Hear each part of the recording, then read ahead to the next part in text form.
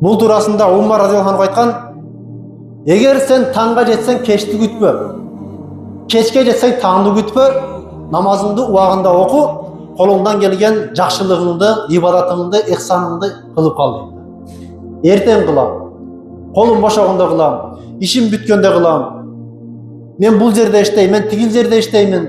Биздин ишибиз көп дебестен, ар ким өзүнө тиешелүү жерде иштеген, башка кылгандан кийин бош убактысын текке кетирбестен өзүнүн акырети үчүн керектүү болгон ибадаттар менен өткөрүп калуусу зарыл. Анткени адам баласы бул дүйнөдө биз эсептейбиз, узун өмүр тилейбиз.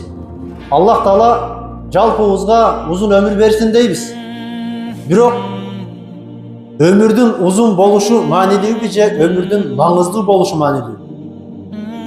Тилекке каршы туугандар, биз өмүрдүн маанисине эмес, өмүрдүн узундугуна гана көңүл буруп калганбыз да. Паланча 90га чыгып өлдү, түкүнчө 100гө чыгайын деп өлдү, бир кылым жашап өлдү. Бунун ашын жесең сооп болот дешип алат өздөрүнчө.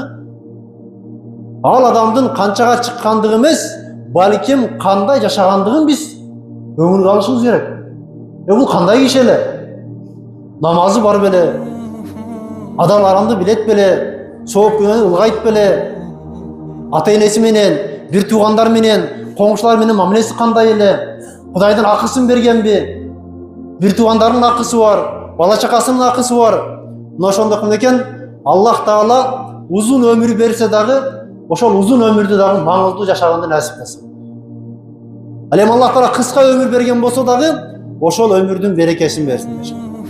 Анткени жашоодо көрүп атабыз, канчалаган инсандар 40-50 жаш кезинде бул дүйнөдөн өтүп кетет.